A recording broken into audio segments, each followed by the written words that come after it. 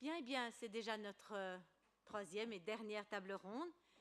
Elle a pour titre « Pour une alimentation de qualité, une politique agricole durable, comment accélérer la transition ?» Alors, je vous présente brièvement nos intervenants. Monsieur François Héroufos, ici présent, directeur de Wagralim, le pôle de compétitivité de l'agro-industrie wallonne. Madame Muriel Bernard, fondatrice de eFarms, qu'elle nous présentera peut-être brièvement tout à l'heure elle-même. Monsieur Stéphane Desguin, chargé de recherche et plaidoyer souveraineté alimentaire au Centre national de coopération au développement. Et enfin, Monsieur Guy Franck, représentant de la Fédération unie de groupements d'éleveurs et d'agriculteurs, et lui-même agriculteur. Alors, ça s'intitule « Pour une alimentation de qualité ». Madame Bernard, dans une discussion que nous avons eue, m'a dit « Cette alimentation de qualité, elle existe déjà chez nous. » Alors, je lui cède la parole pour qu'elle défende ce point de vue. Voilà, il faut appuyer. Voilà.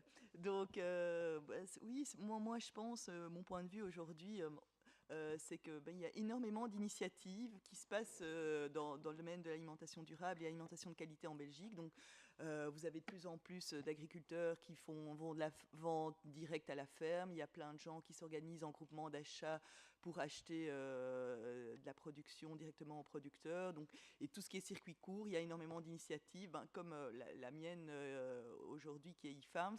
Donc nous, on fait de la vente en ligne de produits fermiers qui viennent des fermes belges et qu'on livre à Bruxelles et dans les environs et dans toute la Wallonie. Et donc aujourd'hui, finalement, les gens qui veulent vraiment peuvent trouver l'alimentation durable. Je pense que, et la plupart ont ce désir de trouver l'alimentation durable, mais c'est pas encore rentré dans nos habitudes parce que nous, on voit aujourd'hui pour eFarms, on a ce site internet, on a toute une communauté, on reçoit énormément d'emails, on est contacté par plein de clients, il y a plein de gens qui essayent et ils se disent waouh, c'est génial, j'ai envie de manger comme ça. Et puis au fait, finalement, quelques semaines plus tard, on retombe dans le train-train habituel et on retourne dans son supermarché, vite faire ses courses en dernière minute et on ne prend pas le temps nécessairement de chercher l'alimentation durable. Donc moi, mon point de vue, c'est sur l'alimentation de qualité, c'est dire elle existe, mais il faut encore qu'elle se structure un peu et toutes ces petites initiatives qui existent aujourd'hui doivent se structurer et rentrer de plus en plus dans les habitudes des clients, parce que je pense que tout le monde est prêt aujourd'hui à bien manger, tout le monde veut bien manger, et il faut juste que après avoir passé 30 ou 40 ans où on a été, brainwashé par la grande distribution ou par des publicités de l'industrie agroalimentaire, il faut prendre le temps de se réapproprier son alimentation et de rentrer dans des nouvelles habitudes. Voilà. Vous dites tout le monde, mais vous savez bien que pour le moment, ce n'est pas vraiment vrai. Donc, est-ce que vraiment des initiatives comme la vôtre, une alimentation de qualité ainsi très localisée ou une agriculture durable, entre guillemets, est-ce que c'est viable ou bien est-ce que c'est condamné à rester un marché de niche et puis, le reste, ce sont des divagations d'utopistes? Non, oui, bon, aujourd'hui, c'est pas tout à fait viable. Même les initiatives comme la nôtre sont pas encore tout à fait rentables. Donc, il faut qu'on trouve un moyen, nous les acteurs qui essayons de faire rentrer, de distribuer ces bons produits chez les consommateurs, de nous organiser et d'avoir un service qui soit à la mesure des attentes des clients. Et alors, c'est aux clients de réagir et d'essayer d'être acteurs et de faire le choix de consommer différemment. Donc évidemment, c'est difficile parce qu'on est un peu le petit pousset dans l'agroalimentaire. Donc il faut arriver à organiser les filières pour rentrer dans les habitudes des consommateurs. Et je pense qu'aujourd'hui, tout le monde n'a pas fait le pas, mais bon, il y a quand même beaucoup de gens qui pensent à un jour faire le pas. Donc évidemment, on a d'autres priorités, on a d'autres soucis dans la vie de tous les jours, on ne le fait pas nécessairement, mais je pense qu'aujourd'hui, il y a quand même peu de gens qui vont dire ah non, je veux mal manger, quoi, en gros. Non. Ça, c'est certain qu'ils ne le diront pas. Ils ne le diront pas, mais il n'empêche qu'ils le font encore. Ils le font encore, un certain nombre d'entre eux, certainement. Mais donc, ça veut dire s'alimenter différemment, ça veut dire aussi produire différemment. Monsieur Franck, est-ce que c'est possible pour un agriculteur à l'heure actuelle de produire comme Madame Bernard le souhaite. Bien, tout d'abord, personnellement, permettez-moi d'abord de me présenter, et après je vais répondre à votre question sans souci.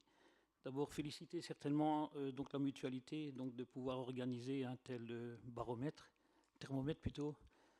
Et d'abord aussi dire que je suis agriculteur depuis 35 ans.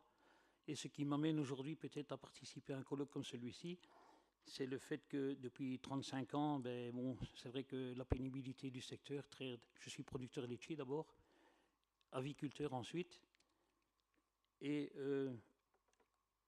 aujourd'hui, vous savez, on a dû mener un combat qui n'a pas été facile, dans le sens où au départ, je suis membre de la FUGEA, c'est clair, mais depuis, il y a beaucoup d'eau qui sont passées sous les ponts.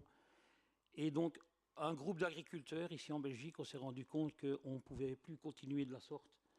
Donc, on a construit un groupement qui s'appelle aujourd'hui le MIC, qui est un mouvement européen, qui est présent au sein de l'EMB, donc dans 17 pays européens.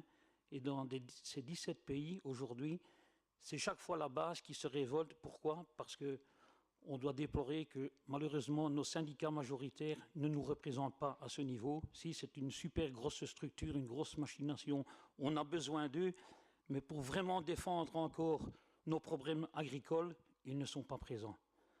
Alors pour ça, c'est clair qu'on a dû mener le combat nous-mêmes. Donc en 2009, rappelez-vous l'épandage de lait sur Ciné, là on était vraiment dans la Bérésina où on touchait encore 18 cents pour un litre de lait. Et ça c'était mortel pour tout le monde. D'ailleurs, en France, il y avait un suicide par jour. Et après, on s'est rendu compte que faire des manifestations, bloquer à chaque fois les citoyens avec nos tracteurs sans compréhension, vous aussi, vous avez votre travail, vous avez votre stress de tous les jours. Encore avoir un agriculteur, un tracteur devant vous qui vous bloque, c'est pas sympa, quoi. Il y a moyen de trouver d'autres alternatives. Et on a réfléchi à ça aussi dans le sens où, dans nos manifestations, justement, les citoyens, les consommateurs nous demandaient à chaque fois, écoutez, qu'est-ce qu'on peut faire pour vous aider?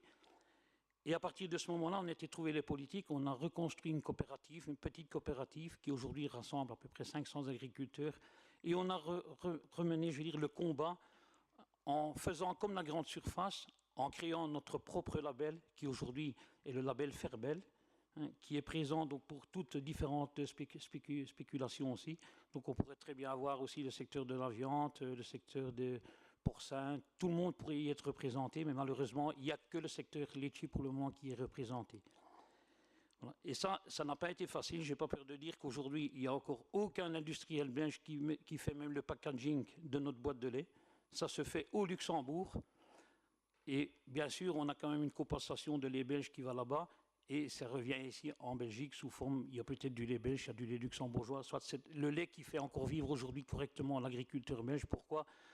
Parce que suite aux différents blocages des grandes distributions, c'est la grande distribution qui a accepté de ristourner 10 cents sur chaque litre de lait vendu directement à l'agriculteur. Et ça, je peux aussi remercier donc, la présence de Carrefour ici présent, qui a directement adhéré aussi à la philosophie de pouvoir encore rémunérer correctement l'agriculteur. Donc derrière ça, il y a l'équité, je veux dire, du respect des marges financières pour chaque secteur, le producteur, la transformation et la grande distribution. Maintenant, pour revenir vraiment à un produit de qualité, je crois qu'aujourd'hui, on doit déjà certainement remercier vous, les consommateurs, de nous avoir aidés dans ce sens-là. Pourquoi? Parce qu'aujourd'hui, Ferbel, le mois passé, c'était déjà quand même 700 000 litres. Je sais que ça reste un commerce de niche, mais vous l'avez compris, c'est qu'en soutenant l'agriculteur belge et en achetant ce lait-là, eh bien, il y a un retour correct vers l'agriculteur. Et moi, ce qui m'anime aujourd'hui, c'est de savoir qu'il y a encore 2% d'agriculteurs de moins de 35 ans, que c'est vrai que pour nos jeunes, socialement parlant, par rapport à la pénibilité du secteur, c'est vrai qu'on doit peut-être penser à la robotisation aussi des traites. Et par rapport à ça, c'est clair que tout ça est un investissement. Aujourd'hui, vous voyez, le système, je vais dire, industriel, le développement de l'agriculteur, et c'est pour ça qu'aujourd'hui, je crois qu'il n'y aura que moi ici dans la salle en tant qu'agriculteur. Pourquoi? Parce qu'on nous bassine tout le temps de dire que pour s'en sortir en agriculture aujourd'hui, il faut se développer, se développer. Donc chacun prend une spéculation à sa manière. Il fait le lait, mais il faut le faire à fond. Si demain ou bien après-demain, il ne traite pas peut-être 200 ou 300 vaches, c'est toujours ça le problème. Aujourd'hui, moi, je traite 80 vaches. Si j'ai un fiston qui voudrait faire la ferme, on lui dit, écoute papa, il faut que je double la production, donc il faut refaire une étape d'1 million d'euros, il faut remettre un robot. et on est reparti. Et on doit arrêter où, là? Vous voyez? C'est que, justement, aujourd'hui, on a déjà perdu, au niveau de la production, on est encore environ 4500 producteurs en Wallonie, 8500 producteurs pour tout le pays. Et aujourd'hui, on voit bien déjà les divergences qu'il y a par rapport au nord et au sud du pays. C'est qu'aujourd'hui, le nord du pays est déjà prêt à produire et à produire à outrance. C'est pour ça que dès le 1er avril 2015, on aura la libéralisation des quotas. Et qu'aujourd'hui, donc, la Comeos nous a déjà demandé aussi, vous voyez, de faire un beau livre qui a été décidé en agrofront. Donc il n'y a pas beaucoup de décideurs, je vais dire, autour de la table. Mais on décide, on fait une belle brochure sur le monitoring de la durabilité de la filière laitière. Et là-dedans, vous devez savoir qu'on n'oblige même plus nos vaches à aller en prairie. Est-ce que c'est celui-là que vous avez besoin demain? Je ne le crois pas. Vous savez, quand on a des discussions avec la CBL pour dire, voilà, il faudra informer le consommateur pour dire que sur la boîte de lait, puisque les vaches ne vont plus aller à l'extérieur en prairie, eh bien, il va falloir que vous mettiez une photo d'une vache qui reste dans l'étable toute l'année, sur caillebotis dans les logettes, et alors on verra si le consommateur, il achète encore votre lait. Nous, on veut encore garder un système qui est durable, c'est encore voir quand même encore la vache au mois de mai dans les pissenlits au mois de mai, puisque c'est quand même encore celui-là qui coûte le moins cher, il est produit à base d'herbe, et c'est encore le meilleur lait, je crois. Voilà, ça, je pense qu'au niveau de la qualité du produit, eh bien, c'est déjà une très belle démarche. Peut-être que si le consommateur peut aller dans ce sens-là. Merci. Merci beaucoup, Monsieur Franck. Monsieur Héroufos, on a tendance à opposer production locale et production industrielle. Vous m'avez parlé d'un projet de recherche appelé Les Herbes, quelque chose comme ça, qui semble concilier les deux. Vous pouvez nous en parler ? Oui, tout à fait. Peut-être que je vais rapidement expliquer qui est Agralim. Donc nous sommes un pôle de compétitivité labellisé par la région wallonne. Donc en fait, nous sommes une association entre des entreprises industrielles. Il faudra peut-être expliquer un peu ce que c'est l'industrie wallonne aussi. Et le monde de la recherche, également le monde de la formation. Et donc notre métier, c'est de mettre ensemble ces différents types de partenaires pour aller dans des projets qui sont des projets collaboratifs et qui touchent à l'innovation. Donc moi, j'ai vraiment un angle de vue d'innovation. Alors, l'industrie wallonne, c'est essentiellement des PME. C'est une taille moyenne, l'industrie alimentaire wallonne, on dit que c'est une taille moyenne de l'ordre de 14 personnes par entreprise. Si on enlève des gros ateliers de transformation, de boucherie, de boulangerie, ben on arrive à des entreprises peut-être de 30 personnes. Il y a 3 ou 4 employés, des ouvriers. Et donc, ce n'est pas uniquement la méga-industrie, c'est énormément de PME. Voilà, donc ça c'est pour refixer un peu le tableau. Alors, une de ces entreprises, qui est la fromagerie de Herve, pour ne pas le cacher, participe avec d'autres partenaires à un des projets de notre pôle, parce que nous fonctionnons par projet. Donc c'est un projet d'innovation sur cette filière laitière. Et la réflexion était de dire, essayons d'avoir une approche vraiment de filière, de travailler d'abord sur l'alimentation de l'animal. Donc nous sommes sur le pays de Herve, les plateaux herbeux, donc on veut garantir qu'il y ait un certain pourcentage, peut-être pas 100%, parce qu'on est aussi dans un système économique compétitif, mais un certain pourcentage en tout cas de rations herbeuses. Ensuite, on va organiser une collecte spécifique. On va ensuite travailler sur la qualité technologique de ce lait, parce que nous fabriquons du fromage. Ensuite, on va voir comment on peut avoir des technologies de transformation laitière et fromagère peut-être plus douces, en travaillant avec des membranes par exemple. Bon, pourquoi? Pour garantir un meilleur goût du produit, peut-être essayer d'avoir un produit plus vivant, conserver une flore active. Alors évidemment, il ne faut pas avoir une flore pathogène, puisqu'il y a toujours la sécurité et l'hygiène qui doivent être présents. Et enfin, on ira jusqu'au test consommateur. Donc vous voyez qu'on a toute une démarche qui couvre une filière. Il y a un leadership par une entreprise. Pour nous, ça c'est très important, parce qu'il faut que les gens soient dans une réalité économique, qu'ils aillent sur un marché, et on essaye de développer en fin de compte des produits avec peut-être un peu plus de valeur ajoutée qu'un lait conventionnel ou qu'un fromage conventionnel. En plus, là, on a l'avantage d'avoir un produit AOP. Et donc, c'est ce genre de démarche que nous soutenons. Alors, je ne pense pas qu'on va tout révolutionner comme ça en un jour, mais je crois que ça permet de voir qu'il ne faut pas opposer ou segmenter l'agriculteur, la transformation industrielle, le circuit court et l'industrie. Je pense plutôt qu'il y a d'abord les différents systèmes doivent coexister. les systèmes peuvent s'apprendre les uns des autres et que c'est comme ça qu'on peut progresser ensemble. Hein, si je prends ce produit-ci, je trouve que c'est aussi un produit innovant, là parce qu'on a plutôt un ancrage local, mais en fin de compte, c'est un produit qui passe aussi par l'industrie, c'est un produit qui est traité UHT, etc. Donc, on ne peut pas isoler un produit comme ça du segment industriel, on a besoin de travailler ensemble. Ne pas isoler, c'est une chose, mais on a parfois l'impression que la filière alimentaire est tout de même dominée tant en amont qu'en aval de la production. D'un côté, les semenciers et les acteurs de la chimie, d'autre part, l'industrie de transformation et la grande distribution. Est-ce que véritablement, on peut penser à sortir de façon plus générale de cette situation, ou bien est-ce que des projets comme le vôtre vont rester des exceptions qui confirment la règle? Mais je dirais que de façon générale, il y a quand même, quoi qu'on pense, ou quoi qu'on dise, ou quoi qu'on lise, il y a quand même une volonté dans l'industrie à améliorer encore le niveau de durabilité. Alors, le problème, c'est qu'on est dans un système extrêmement complexe. Donc, on a certaines productions qui sont locales, on peut penser au lait, à la viande, etc.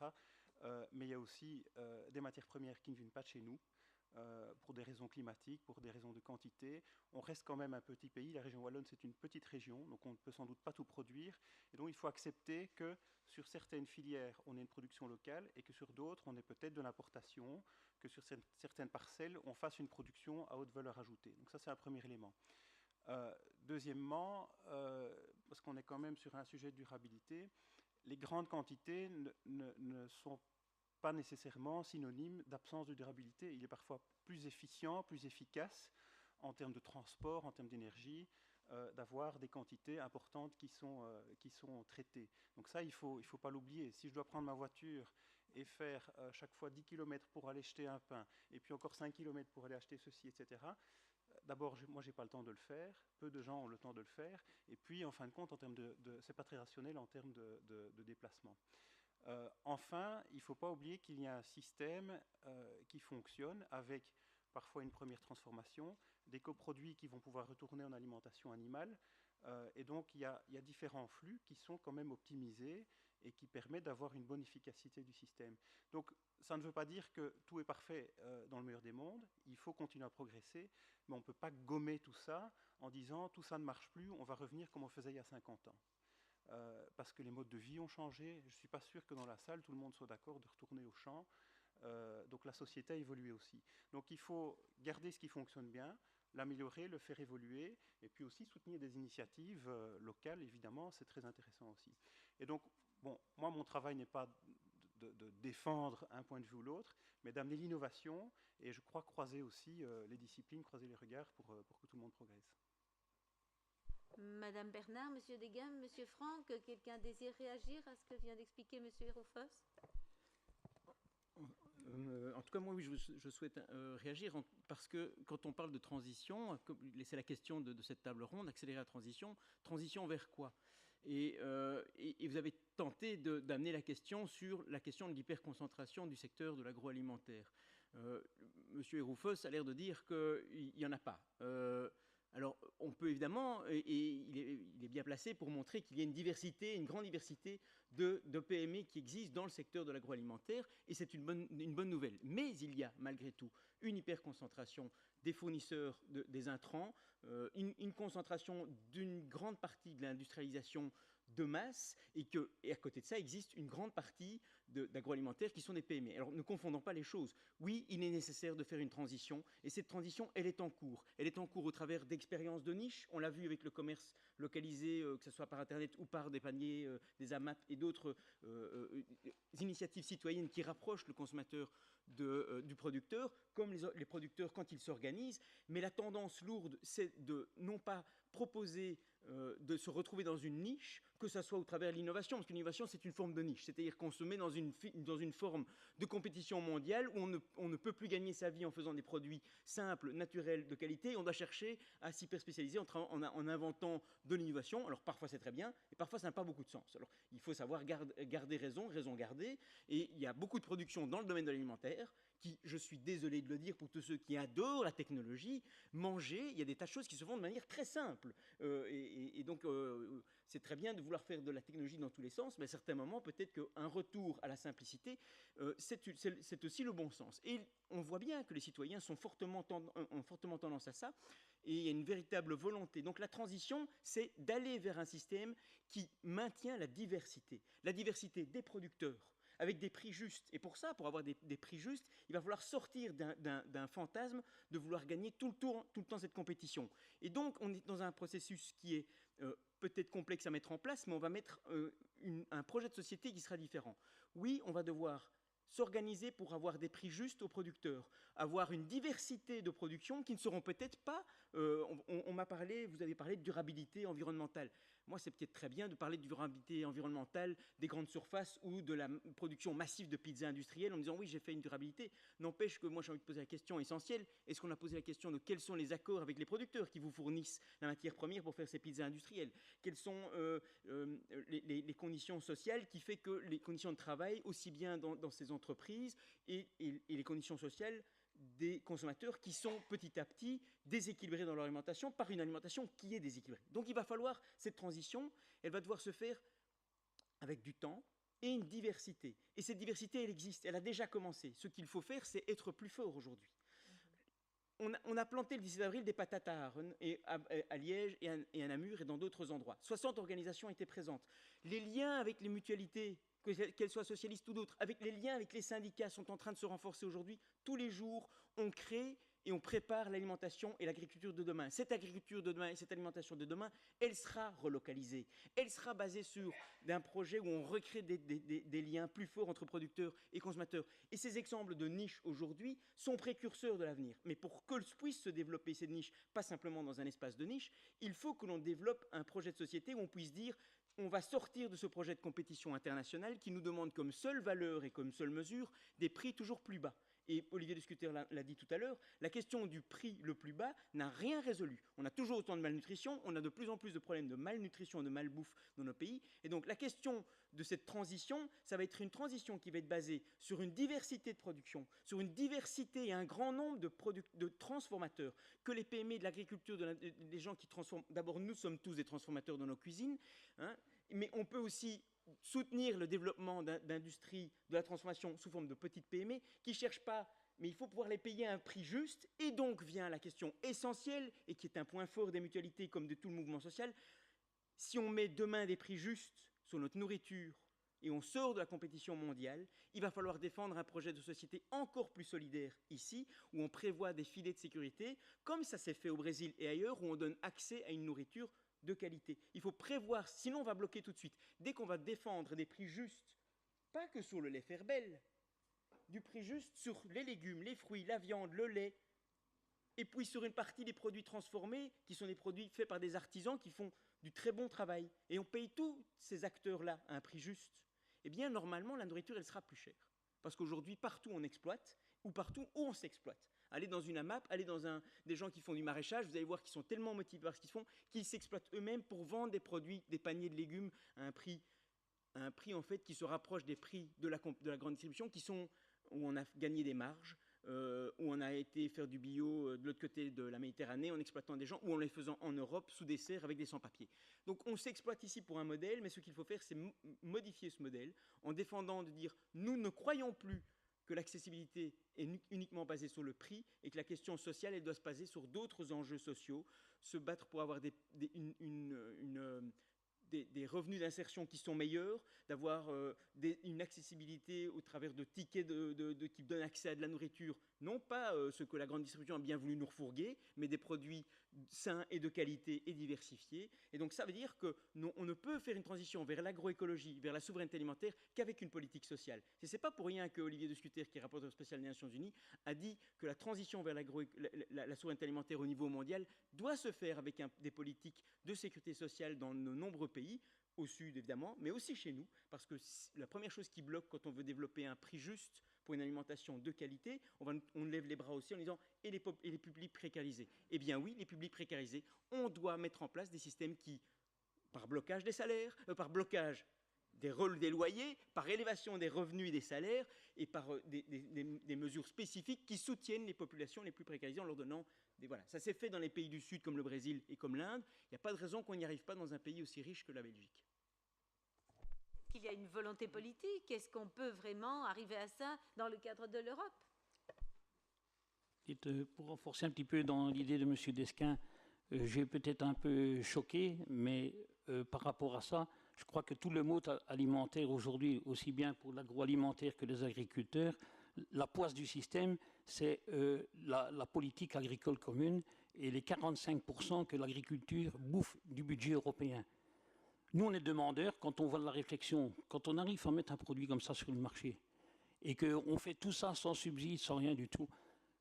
Moi, je vois beaucoup mieux l'avenir de l'agriculteur, peut-être de dire, écoutez, l'Europe, gardez tous vos primes, on n'a besoin de rien du tout de vos saloperies de primes. Pourquoi? Parce que finalement, ça nous fout la poisse, ça nous fout des contrôles à quelque chose de pas possible. Nous, on veut vivre de nos produits. C'est aussi simple que ça. Et si maintenant je fais un petit peu, un relatif un petit peu au niveau des prix, parce que moi j'aime bien aussi que le consommateur il soit aussi un petit peu connecté par rapport au prix qu'il paye en grande surface et qui se pose la question de savoir, mais le producteur là-dedans, qu'est-ce qu'il a touché? Et je vais vous donner quelques exemples. Moi, ma belle-sœur, la semaine passée, elle revient avec du filet de poulet, promotion, tout ce qu'on veut. Attention, hein, la grande surface, elle doit exister, il n'y a pas de souci. Mais quand je vois ça, promotion, 1 kg de filet de poulet industriel, 9,80 €. Moi, je suis producteur de poulet. Vous savez combien j'ai vendu mon poulet? 92 cents le kilo.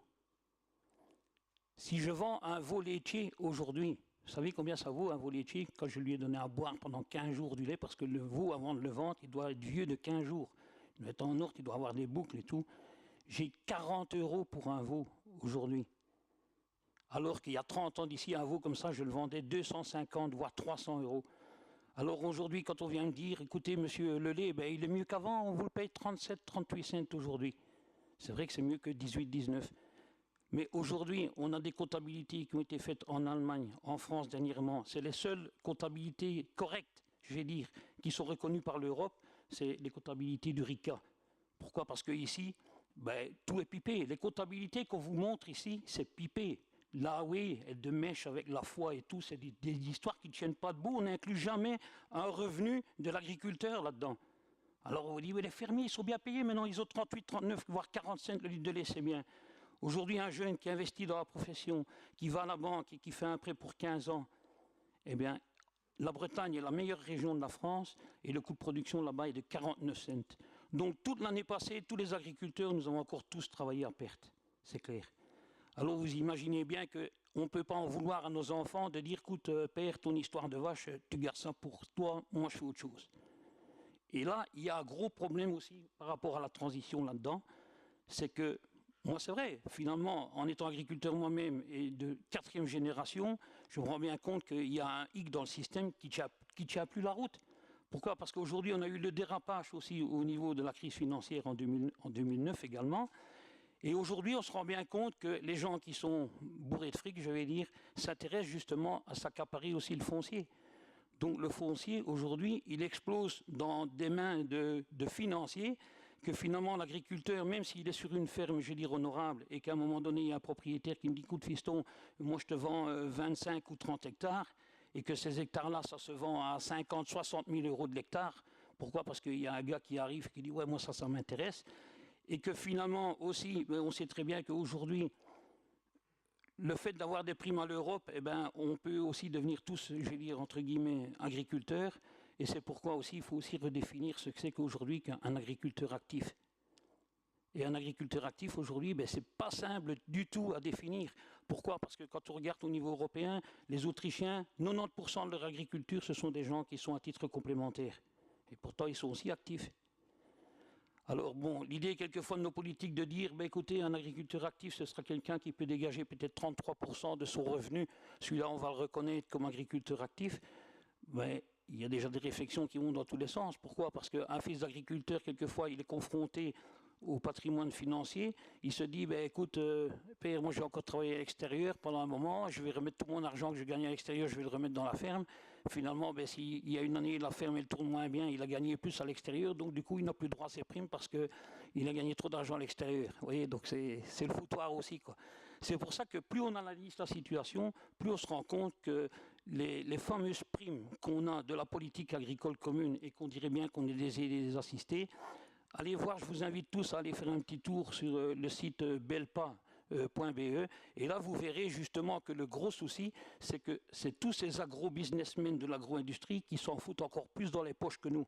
Et finalement, ce sont eux qui viennent nous dire, mais écoute, moi, il me faut de la marchandise, il me faut du volume, il me faut des poulets, il me faut du lait, il me faut ci, il faut là. Et voilà, et on veut faire tourner le cirque. Parce que oui, ok, on sera peut-être 9 milliards d'habitants d'ici en 2050. Il y a 2 milliards d'habitants à nourrir en plus. Mais je crois qu'il y a moyen de le faire d'une manière beaucoup plus respectable et respectée pour tout le secteur. Merci. Oui, vous demandez s'il y avait une volonté politique. Oui. Alors, la question de la volonté politique, oui, elle existe en partie. C'est-à-dire qu'on a une partie de projets politiques qui soutiennent la relocalisation, qui soutiennent le démarrage, l'installation, pas assez. Je veux dire, voir, en parlant de l'agriculture, quelles sont les véritables aides à l'installation? Est-ce qu'elles sont suffisantes? Est-ce qu'elles tiennent compte de la difficulté d'avoir accès à la terre? Est-ce qu'on tient compte ce qu'il faut, c'est massivement, c'est ce qu'a dit Olivier Duscuter, il faut massivement faciliter et soutenir les initiatives citoyennes pour qu'elles se développent en grand nombre. Et qu'il ne s'agit pas de dire aujourd'hui l'agro-industrie pose problème et l'hyperconcentration en distribution pose problème. Il faut mettre en place et soutenir la diversité. Et vous allez voir que les autres suivront par obligation parce qu'ils ne pourront plus continuer à avoir des rapports aussi inégaux avec les producteurs et avec des productions qui sont aussi suspectes vis-à-vis des consommateurs. Et ils ont bien raison de trouver ça suspect. Donc il faut développer. Maintenant, quels sont les enjeux, les volontés politiques qui sont prêts à parler d'une véritable transition? C'est-à-dire prévoir la perte d'emploi dans certains secteurs et en développer dans d'autres. Ça, il y a très peu de politique. Parce que c'est très difficile pour un responsable politique d'assumer les pertes d'emploi dans un secteur. Qui va défendre? Non, mais ça n'existe pas. On dit je vais développer des emplois, oui. Mais dire que ces développements d'emplois va compenser les pertes et on prévoit d'en perdre. Si on parle d'une transition vers une agriculture qui est plus durable, qui est basée sur les cycles de la nature et qui se fait au travers d'un changement politique plus fort, parce qu'on ne peut développer tout ça qu'en remettant en cause la façon dont on imagine la politique agricole européenne. Monsieur Franck disait tout à l'heure, on ne veut pas des primes, mais on ne veut pas des primes parce qu'ils veulent des prix justes. Si on fait disparaître les primes sans les prix justes, ils disparaissent tous. Et ça, c'est pas bon pour nous. Hein. Donc, il faut faire disparaître les primes en défendant des prix qui couvrent les coûts de production. Et ça, tout d'un coup, plus personne n'est prêt à le faire. Et surtout, certainement pas l'agro-industrie qui, elle, souhaite avoir une matière première pas chère parce qu'elle veut faire la compétition mondiale contre le Brésil, les États-Unis et tous les autres. Nous n'avons aucun intérêt à jouer dans cette grande bataille mondiale parce que nous sommes plus chers que le Brésil. Et donc, oui, il existe des espaces de niche, prenons-les quand il y a moyen, mais le projet de société à long terme, c'est une transition d'une agriculture et d'une nourriture qui reviendra sur nourrir les Européens. Nous sommes d'abord gravement déficitaires, plutôt que d'aller faire les malins ailleurs, nourrissons-nous nous-mêmes. Bien sûr, il y aura une part intéressante de développer du chocolat et des produits de qualité à l'exportation, mais la vocation, ce n'est pas que l'ensemble ou une grande partie de notre commerce alimentaire et agricole soit orienté vers ça, puisque nous dépendons du commerce international. Et pour une nouvelle, il y a un pic du pétrole qui va nous arriver sur la tronche bientôt, donc on serait bien de réfléchir aussi qu'il risque d'être difficile de continuer à faire circuler entre 5 et 10 000 km pour chaque produit qu'on a dans notre frigo. Donc il va falloir cette transition. Et cette transition, elle est nécessaire. Il faut la faire dans le temps. Il faut la prévoir. Et la prévoir, c'est aussi prévoir des indemnisations et de la solidarité pour les endroits où on va perdre de l'emploi. Je suis désolé de le dire, l'agroécologie du futur, qui est un passage, on ne peut pas l'éviter, ça veut dire qu'on va perdre de l'emploi chez BASF dans l'industrie des produits phytosanitaires, j'arriverai, ou d'autres. Donc il faut prévoir cette transition en disant ces pertes d'emploi que nous allons faire là, ce ne sont pas une catastrophe, nous allons les compenser parce que l'agriculture, on nous a dit que plus personne ne voulait de paysans. Nous, quand on se rend compte qu'on parle avec des organisations de paysannes, on se rend compte qu'il y a énormément de gens très diplômés qui sont intéressés par l'agriculture, mais qui aujourd'hui n'ont pas les moyens de démarrer leur activité parce que l'accès à la terre est difficile et que de toute façon, en dehors des espaces de niche où on vous donne un prix juste, le système général ne vous permet pas d'avoir des prix rémunérateurs. Je crois que M. Héroufos brûle de réagir. Non, je ne brûle pas. Bon, je pense que ce genre d'initiative doit certainement être soutenu. Donc, je ne veux pas venir dans un débat de position. Seulement, je me pose simplement deux questions. Vous avez bien parlé du prix et du juste prix. Et donc, la question sera, est-ce que le consommateur, au final, sera prêt à payer ce prix? Parce qu'aujourd'hui, on constate que le poids financier du panier de la ménagère, en tout cas au niveau alimentaire, a fortement baissé dans les dernières décennies. Hein. Là où on était peut-être il y a 50 ans encore de l'ordre de 45-50%, aujourd'hui je crois qu'on est de l'ordre de 14%. Qu'est-ce qu'on fait avec le reste? On s'achète une belle maison, une belle voiture, un bel ordinateur pour aller sur Facebook, etc. Donc tout ça c'est aussi la réalité. Et donc très bien si on peut avoir un prix plus important qui va être payé par le consommateur, mais est-ce qu'on va y arriver? Et donc est-ce qu'on n'aura pas toujours cette tentation de revenir? Mais oui, on a parlé ce matin de la perception du consommateur du monde agroalimentaire, c'est sa perception, mais son comportement réel, quand il va voir la différence de prix, comment va-t-il réagir? Donc ça, c'est quelque chose qu'il faut aussi anticiper. Et en lien avec ça, je pense que l'utopie, dans ce que j'entends, c'est de s'isoler du monde, de dire, oui, on va relocaliser l'agriculture, très très bien, faisons-le, mais va-t-on pouvoir le faire à 100%, sachant qu'on est quand même dans un monde fortement globalisé. On a parlé de 100%. Hein. Oui, mais c'est un peu ce que je... Vous n'entendez pas bien, non? J'entends pas bien, ok, peut-être que... Certains se comprennent bien. Non? Voilà. Donc, je crois qu'il faut être un peu plus modéré dans le débat. Les choses peuvent évoluer. L'industrie évolue aussi. Il y a des initiatives industrielles qui existent. Je l'ai dit tout à l'heure, il y a beaucoup de PME dans cette industrie qui essayent aussi d'avoir une réflexion, par exemple de dire, ok, moi je fais peut-être un plat préparé, j'essaie de ne pas mettre trop de sel. Si je dois mettre de la viande, j'essaie d'avoir une filière d'approvisionnement wallonne, par exemple, et de se différencier comme ça. Maintenant, il y a eu pas mal d'initiatives qui n'ont pas toujours abouti. Je voudrais donner quelques exemples. Dans le domaine de la viande, par exemple, qui est un sujet toujours très chaud, bon, durabilité, ça peut aussi être nutrition, hein, avoir une viande qui a peut-être un équilibre nutritionnel amélioré. Il y a eu des initiatives pour faire du porc plus riche en oméga 3, hein, les fameux acides gras oméga 3.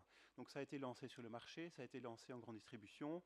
Qu'est-ce qu'on a vu? Ça n'a pas marché. C'était un peu plus cher, le consommateur n'a pas suivi et le consommateur est revenu à sa viande, à sa côtelette traditionnelle, et donc il a fallu arrêter. Donc ça, vous voyez que ce facteur prix reste un élément déterminant. Et donc, on ne peut pas s'isoler du reste du monde, on ne peut pas s'isoler de grandes régions agricoles comme le Brésil, comme certains pays asiatiques, etc., qui ont parfois une vision du monde totalement différente de la nôtre. Et donc, je crois qu'on doit plutôt savoir sur quelle filière on peut agir.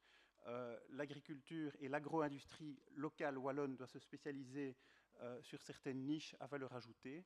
Je vais donner un autre exemple. On a une culture de chicorée en Wallonie qui sert à extraire une fibre prébiotique. C'est une fibre qu'on peut mettre dans des préparations alimentaires. C'est une fibre qui favorise la bonne flore intestinale, donc qui a un effet potentiel très intéressant sur la santé, qui permet de réaugmenter un petit peu le taux de fibres dans l'alimentation.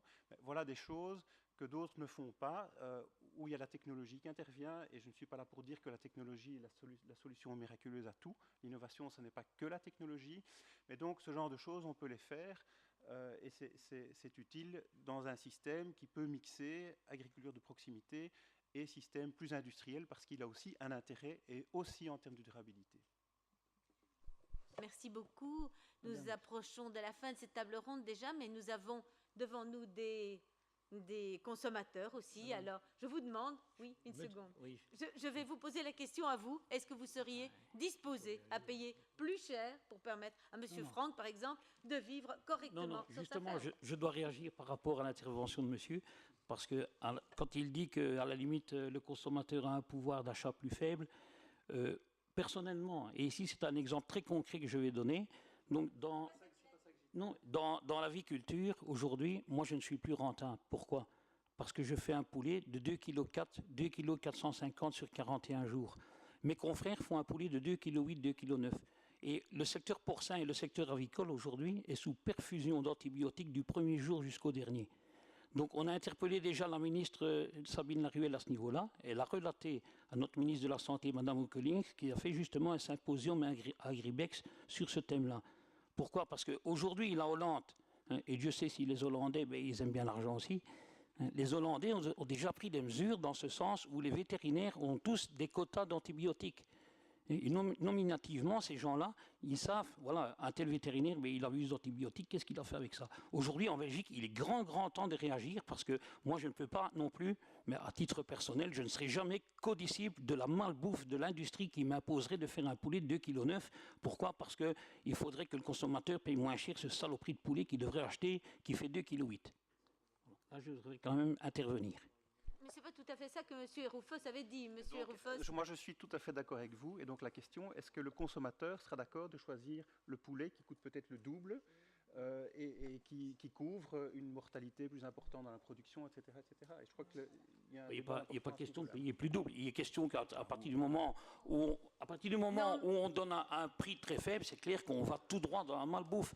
Et finalement, ça a une répercussion aussi au niveau de la mutualité ici, parce que finalement, ça aussi a un coût. Monsieur Franck, on est tout à fait d'accord. Hein. La question est de savoir, malgré tout, si le consommateur est prêt à payer éventuellement plus cher pour quelque chose qui est meilleur. C'est simplement ça. Oui, posez-lui la question. Non, voilà, c'est pourquoi je pose la question. S'il y a des réactions dans la salle, nous les accueillerons avec joie.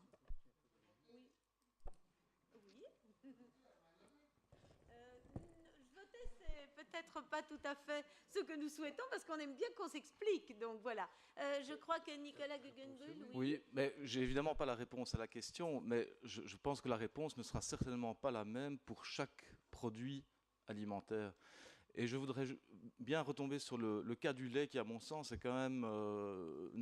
mérite d'être pris en considération dans la question qui est posée, une politique agricole durable. Pourquoi? Parce que souvent... on parle de barrières qui sont le prix, par exemple, est-ce qu'on est prêt à payer plus cher, la disponibilité, l'accessibilité, etc. Et on a dans le cas du lait un aliment de base dont la place dans l'équilibre alimentaire est reconnue, mais néanmoins discutée par certains.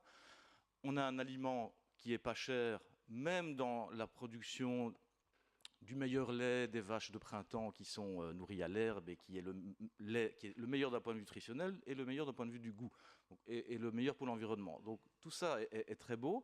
Et pourtant, qu'est-ce qui se passe? Il se passe que les gens boivent de moins en moins de lait. Or, on est bien obligé de constater que ce n'est pas parce qu'on n'a pas de lait de qualité, ce n'est pas parce que le lait coûte horriblement cher, ce n'est pas parce que le lait est difficile à se procurer. Alors pourquoi est-ce qu'on boit de moins en moins de lait? Eh bien, je pense qu'on devrait se poser la question, pourquoi est-ce qu'on boit de plus en plus de jus de soja? Est-ce qu'il ne faudrait pas prendre ça en considération dans le débat? Parce que ça, c'est la réalité, et c'est le driver, c'est le moteur qui va façonner ce que le consommateur va acheter demain. Qu'on lui propose du lait de qualité niveau 1, 2, 3, 4, 5, est-ce que ça va changer quelque chose dans ce switch qui s'opère? Et on voit ça à différents niveaux. Je prends un autre exemple, c'est le thé. On boit de plus en plus de thé vert. Pourquoi est-ce qu'on boit de plus en plus de thé vert? Pas parce qu'on aime ça. Le Belge n'aime pas le thé vert. Il boit du thé vert parce qu'il en attend quelque chose, parce qu'il a l'image du moine tibétain zen et que lui, il est stressé, en mauvaise santé, et qu'il espère avoir un bénéfice santé dans son inconscient. Et pourquoi est-ce qu'il boit de moins en moins de lait? Parce qu'il a, lui, entendu des tas de trucs, que l'homme est le seul mammifère à boire du lait à 40 ans, que le lait c'est pour le veau, etc., etc. Donc ce que je veux dire par là, c'est qu'il faudrait peut-être s'intéresser à ce que le consommateur attend, perçoit, son rêve. On mange avec des attentes de santé qui sont non avouées. Et en fait, on rit quand les chasseurs-cueilleurs ne mangent pas d'escargots parce que c'est lent et mangent des animaux qui courent vite parce qu'ils croient qu'ils vont hériter de la vitesse de l'animal qu'ils mangent. C'est le principe d'incorporation, mais en fait, on est toujours quelque part chasseurs-cueilleurs. Voilà, c'est tout. Merci beaucoup. Quelqu'un d'autre souhaite? Oui. Bonjour, je voudrais dire quelque chose par rapport au prix. Je pense que certains d'entre nous, ou peut-être tous ici, je ne sais pas, on est prêt à payer un peu plus pour quelque chose de bonne qualité. Mais il y a des gens, en effet, qui n'ont vraiment pas l'argent et qui ont faim à la fin du mois. Mais je pense qu'il y a une pub à faire. La pub nous pousse à consommer toujours plus, à consommer plein de trucs, de la viande tous les jours, 2 fois par jour, des produits transformés, 5 litres de jus d'orange d'Oasis par semaine. Je veux dire, on achète moins d'Oasis, on boit de l'eau, on mange de la viande 2 fois par semaine et de la bonne viande. Je pense qu'il y a moyen. Mais il faut pour ça être sensibilisé. Et c'est ça, c'est toute la difficulté des gens qui vivent, qui sont vraiment à la dèche, qui survivent de jour en jour avec une prime de CPS de 400 €, enfin une prime, enfin ou un revenu de 400 €, et puis 200 par-ci pour les allocations familiales. Ça ne va pas. Et donc c'est toute la question, il faut faire quelque chose aux inégalités sociales pour que les gens mettent l'alimentation un petit peu plus haut dans leur liste de priorités. Et il faut que la pub change, il faut peut-être consommer moins et consommer mieux, mais ça a déjà été dit dans des slogans, mais peut-être, je ne sais pas. Est-ce qu'on ne revient pas à une question d'éducation? Parce qu'on parlait ce matin de la place des pouvoirs publics. On sent que le pouvoir public en tant que régulateur, ce n'est pas évident, mais par contre, éduquer à avoir une alimentation équilibrée, à manger varié, etc., et peut-être aller dans ces directions, ça peut laisser effectivement plus de place pour des produits peut-être d'une qualité plus élevée. Et à ce moment-là, on peut parfois se permettre des exceptions, des produits peut-être un peu moins sains, mais qui donnent un peu plus de plaisir. Voilà. Et donc, l'éducation doit peut-être prendre plus de place là-dedans. Oui, et peut-être que les pouvoirs publics pourraient aussi utiliser ces produits sains, produits chez nous, pour les collectivités publiques et ainsi de suite, ce qui ne se fait pas forcément toujours maintenant. Oui ? Moi, je m'inscris en faux sur cette idée de faire encore des campagnes d'information et d'éducation. Ça suffit, quoi. Dans les écoles, hein. Non, mais non, ça suffit, l'éducation. Je commence à en avoir plein le dos, moi, d'éducation. Quels sont le nombre de projets citoyens intéressants qui ont été véritablement soutenus? Quels sont les systèmes de circuits divers et multiples, les projets dans les écoles financés fortement, où on a réintroduit un vrai cuistot qui cuisine vraiment des productions, où est-ce qu'on a mis fondamentalement et massivement de l'argent pour mettre en place ce qui manque entre un producteur, une collectivité locale, où sont les marchés fermiers subventionnés, soutenus, avec des endroits où c'est facile d'arriver, de ressortir, où sont les mises en place de développement d'alternatives aux AD Deleuze, aux AD Carrefour, aux je ne sais quoi et autres inventions qui consistent toujours à multiplier, à remettre, à relocaliser la grande distribution aux emplacements où on a fait disparaître des emplois de petites PME qui, elles, étaient proches des consommateurs. Moi, je veux bien de l'éducation, je voudrais qu'on arrête de mettre des sous là-dedans et qu'on développe et qu'on soutienne l'ensemble des initiatives qui ont démarré aujourd'hui. Michel a parlé tout à l'heure du Rabat, du Rawad. Il y a un foisonnement d'initiatives citoyennes qui démarrent sur un public, oui, sensibilisé, oui, curieux, oui, qui a les moyens et qui se trouve effectivement dans une classe moyenne, voire supérieure, avec des revenus excessifs, probablement aussi en plus. Donc, battons-nous pour qu'il y ait une meilleure redistribution des richesses, mais battons-nous pour que ces initiatives qui sont novatrices se multiplient un maximum, qu'il y ait une étape suivante qui soit un pouvoir qui est régulateur. Moi, je n'ai pas envie de commencer à informer en disant, vous savez, les acides gras trans, c'est pas bon. Les acides gras trans, il ne doit plus y en avoir dans l'agro-industrie. Et quand on est en discussion au CFDD avec la FEVIA, ils nous disent le contraire. Ils nous disent qu'il n'y a pas de problème avec les acides gras trans. Non, je veux un État régulateur qui interdit un ensemble important d'additifs qui sont suspectés. Et qu'on ne vienne pas nous dire que l'EFSA les a autorisés. Il faut aller plus loin et on pourrait avoir un pouvoir régulateur qui aille un peu plus loin que ce que l'EFSA fait, donc l'organe de régulation européenne, qui bien souvent laisse passer beaucoup de produits parce que les États-Unis ont laissé passer avant nous. Donc cette transition, elle est multiple. Elle est avec un pouvoir régulateur plus fort qui s'intéresse à notre santé, avec un principe de précaution plus fort, avec un financement massif des ensembles des initiatives citoyennes, que ce soit au travers des mutualités, que ce soit au travers de groupements collectifs de citoyens, que ce soit au travers de réseaux d'organisations qui mettent en place l'agriculture et l'alimentation de demain. Et donc, j'en ai marre d'entendre parler d'éducation, même si je suis convaincu que c'est important, mais c'est quand même toujours la même chose qu'on nous resserre. Donc moi, je commence à être un petit peu méfiant, après 14 ans de travail au CNCD, d'entendre à chaque fois qu'on veut nous bassiner, on parle d'éducation. Oui, c'est peut-être important, mais on voit bien qu'il ne suffit pas d'être informé, il faut faire. et qu'on voit que quand les gens font différemment, ont participé à un projet d'alimentation durable dans leur école, dans leur collectivité, dans leur quartier, on mange autrement que simplement s'informer. Alors si dans l'idée d'information, il y avait le projet de faire, alors on peut s'entendre. Voilà, on est tous d'accord. Oui, je donne... Oui, Madame Castres. Je voulais réagir sur la question de l'éducation parce que c'est vrai que nous aussi on en a un petit peu marre d'entendre tout le temps. Les consommateurs doivent être mieux éduqués. Nous on pense qu'évidemment avec l'étiquetage c'est une manière de mieux éduquer. Mais il y a aussi l'environnement qui joue. Et cette question de l'éducation, nous on la voit tout le temps au sein de la plateforme obésité et activité physique. C'est-à-dire qu'il y a des grandes entreprises qui nous disent on va dans des écoles et puis après on les applaudit en disant on a éduqué 3000 enfants. Voilà, c'est ça le résultat. Et puis après, ils s'en ressortent avec les honneurs parce qu'ils disent on a éduqué 3000 enfants. Donc non, nous on pense que l'éducation, ça doit passer par l'étiquetage, mais l'éducation, c'est aussi changer l'environnement pour que les gens changent de comportement. Et par exemple, nous, ce qu'on demandait, vous savez, il y a un schéma européen de promotion de fruits et légumes. Nous, on demandait que les fruits et les légumes qui ont des formes qui sont à la base normales, mais les gens sont habitués à des nouveaux formats, il fallait que ces fruits et légumes complètement... mal fichu, on va dire, soit dans ces schémas pour que les enfants jeunes déjà savent qu'une pomme, c'est pas étincelant, parce qu'on a vu par exemple des demandes des États-Unis d'appliquer ce qu'on appelle des cires sur les fruits, et ils ont déjà ça. Heureusement, ça n'est pas passé au niveau européen. Mais non, il faut vraiment déshabituer les gens et il faut que l'environnement change. Ce n'est pas que la responsabilité individuelle. On ne peut pas croire que les gens soient dans un environnement blanc et qu'ils n'interagissent pas avec leur environnement. C'est faux. Je voulais juste rebondir sur les trans fats pour dire que justement on a publié un position paper sur les trans fats, enfin sur les acides gras trans, pour demander que ce soit retiré absolument. On a vu qu'il y a encore des couches de la population et les plus défavorisées qui consomment encore ces acides gras trans. Et là, il n'y a aucun débat. On n'est pas dans un débat sur les acides saturés, insaturés. Les acides gras trans, aucun bénéfice, ça n'est même pas reconnu par le corps.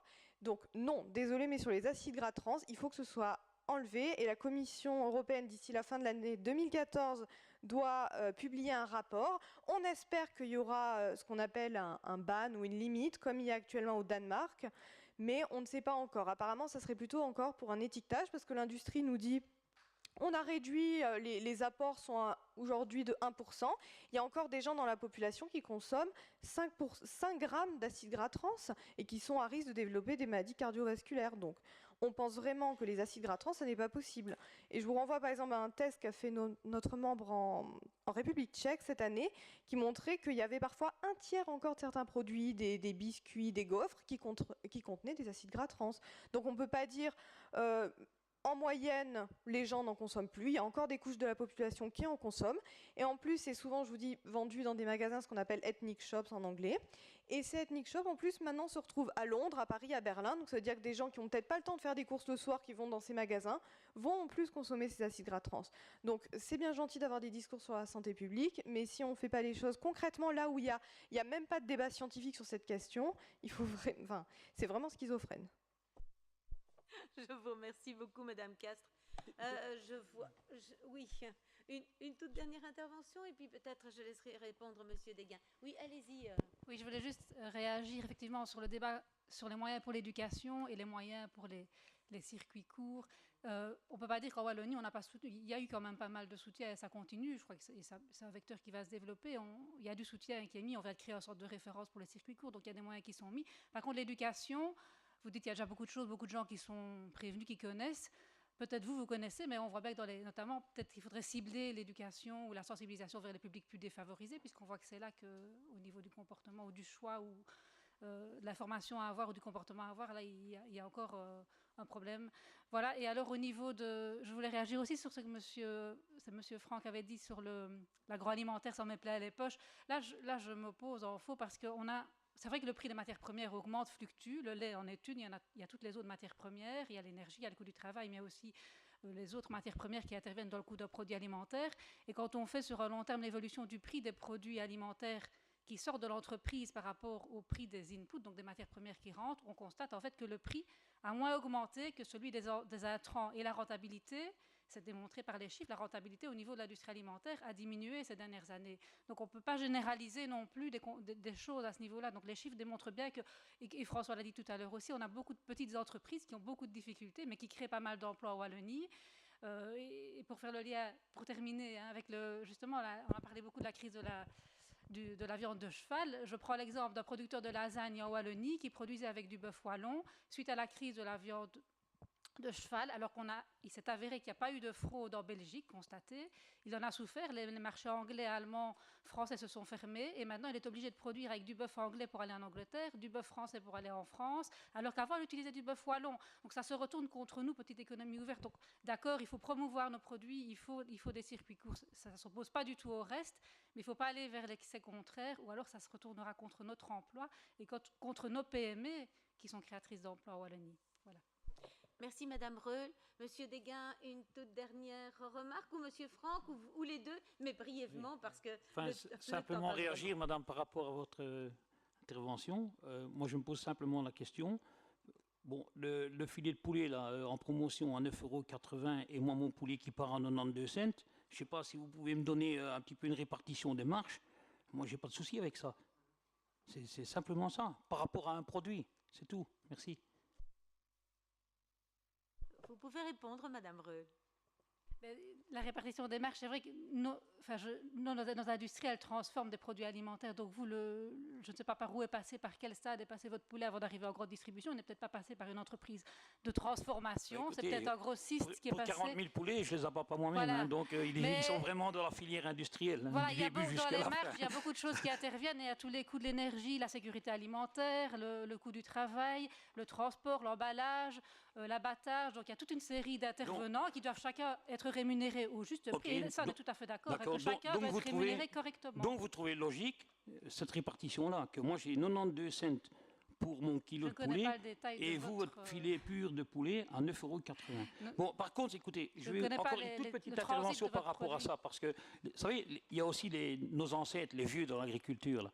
Quand vous leur expliquez qu'à la limite, quand vous achetez aujourd'hui un camion d'aliments pour nourrir vos poulets, et que pour 28 tonnes d'aliments, ça vous coûte 13 200 €, et que vous vendez votre camion de poulet, donc un semi-remorque pour semi-remorque, moi je vois mon camion de poulet qui part et que je touche 12 000 €, il y a quand même un rude souci quelque part. Hein. Que nos vieux nous traitent maintenant qu'on est complètement fous et bastards, ils ont raison. Hein. Donc je paye le camion d'aliments plus cher que le camion de poulet. Cherchez l'erreur quand même. Je ne connais pas évidemment le détail de cette filière-là, mais bon, voilà, pour ne pas faire de généralisation non plus. Oui, mais ici, vous avez affaire vraiment à quelqu'un de concret qui vit ça tous les jours. Le lait, les poulets, c'est ma vie, moi. Et je me rends bien compte des dérives du secteur. Vous savez, aujourd'hui, une firme comme Van den Aven, par exemple, on est invité à une foire près d'Amsterdam, inauguration d'un nouveau poulailler de chair, un bâtiment de 2000 m². Et la particularité de ce bâtiment-là, vous savez ce que c'est? C'est que c'est un bâtiment avec 6 étages. Donc un bâtiment qui peut abriter 157 000 poulets, avec tous des tapis. Le bâtiment, il se nettoie comme un car-wash. Et après on dit, ben, venez voir, il y a un super aviculteur là-bas en Hollande, il y a un bâtiment super. Mais c'est plus l'aviculteur qui se paye ça. C'est l'intégration complète déjà de nos industriels qui sont déjà dans ces machins-là. Et ça, on voit ça de plus en plus, vous le savez bien, au nord du pays. Vous savez, aujourd'hui, Mme Fischer-Boel, quand au Danemark, elle avait instauré sa politique agricole, heureusement qu'on l'a évincée suite à toutes les manifs qu'on a fait sur Bruxelles et tout ça. Quand elle était ministre danoise de l'agriculture, l'agriculteur danois était endetté de 3 € par litre de lait. Aujourd'hui, vous allez au Danemark, vous avez tous des méga fermes de 1000 vaches, c'est super, des pelouses, des super bâtiments. Tous les agriculteurs là-bas, ce sont presque des mini-mexés qui ont quoi, 1200, 1300 € net par mois. C'est ça l'agriculture qu'on veut pour demain? Je ne dis pas qu'il y a des choses qu'il ne faut pas améliorer, je veux surtout qu'on ne généralise pas des choses et dire qu'il y a aussi des entreprises alimentaires qui sont de petite taille, qui ont beaucoup de difficultés, beaucoup de coûts. Et nous, on est tous d'accord que chacun doit être rémunéré correctement. D'ailleurs, on a fait un code de relations équitables entre acheteurs et fournisseurs avec l'agriculture, l'alimentation animale et la distribution, où on a une série de principes qu'on veut tous ensemble respecter. Et toute la chaîne alimentaire doit effectivement vivre de façon décente. Et chacun doit vivre, doit avoir sa marge. Donc ça, on est tout à fait d'accord avec vous sur ce point-là, il n'y a pas de souci. Oui. Encore une petite réflexion par rapport à ça. Vous savez, quand ça se discute, quand il y a trop de volume sur le marché, et non, on est bien placé maintenant pour le voir par rapport à Ferbel, quand il y a trop de produits, je vais dire agricoles sur le marché, eh bien la grande distribution, elle a le choix de baisser les prix comme elle veut, parce que si ce n'est pas vous, c'est un autre. Et finalement, et c'est normal, comme vous le dites, tout le monde doit garder ses marges. Donc la grande distribution doit garder sa marge, tout le monde doit garder sa marge. Et à la fin du compte, c'est quoi? C'est qu'on se retrouve alors à la situation de 2009 où on dit à l'agriculteur, ben écoute, on ne sait plus que te donner 17 cents pour ton litre de lait parce que bon, voilà, le marché il est comme ça. Voilà. Alors qu'on a déjà demandé à nos politiques au moins d'avoir un minimum de prix qui couvre au moins nos coûts de production. Hein, à l'époque, on avait demandé un minimum que dès qu'on descendait en dessous de 30 cents au prix du lait, eh bien, on devait avoir des cliquets de secours ou quoi qui se mettent en place. Eh bien, aujourd'hui, il n'y a encore rien du tout de tout ça. On est dans une libéralisation complète du marché à partir du 1er avril 2015. Dans les textes européens d'Ascensiolos, ben, il n'est pas encore si mauvais que ça, l'homme. Il nous a mis quand même qu'on pouvait s'organiser en tant qu'organisation de producteurs. Donc, c'est ce que nous, les producteurs, on va essayer, je dis bien essayer de faire. Alors que j'estime qu'aujourd'hui, c'est normalement le rôle, justement, d'un syndicat agricole de mettre ça en place. C'est de sauvegarder d'abord, au moins, le revenu financier de chaque agriculteur. Au niveau de nos syndicats majoritaires, il n'est pas question de créer aujourd'hui une OP pour n'importe quel secteur. On laisse le bazar bouler comme il est. On s'occupe surtout de dire, oui, la grosse structure, elle est là. Si vous avez un problème de reprise, de ferme ou quoi, il n'y a pas de souci, ça c'est clair. La structure, elle marche du tonnerre. Mais pour vraiment encore défendre les intérêts de l'agriculteur aujourd'hui, il n'y a plus personne, madame. Merci beaucoup, monsieur Franck. Je crois qu'il va falloir... Monsieur de Marteau, je pense que vous désiriez dire quelque chose, mais c'est un mot seulement. Juste un mot, c'est pour qu'on ne laisse pas tomber, qu'on ne condamne pas l'éducation. Parce que je crois qu'il ne faut pas confondre communication et éducation. Et le mot éducation, ce n'est pas un prétexte pour camoufler des choses. Je crois que l'éducation, surtout justement, on est ici dans un mouvement d'éducation permanente, hein, avec les mouvements sociaux. C'est fondamental. Si on veut de la citoyenneté, si on veut rendre des choix, la capacité de choix, il faut travailler sur de l'éducation. Je vous remercie beaucoup. Je mets officiellement fin à cette table ronde. Je crois qu'on n'arrivera pas vraiment à s'entendre, mais je crois que les messages sont passés. Et maintenant, je passe brièvement la parole à monsieur Chenot qui va conclure cette journée.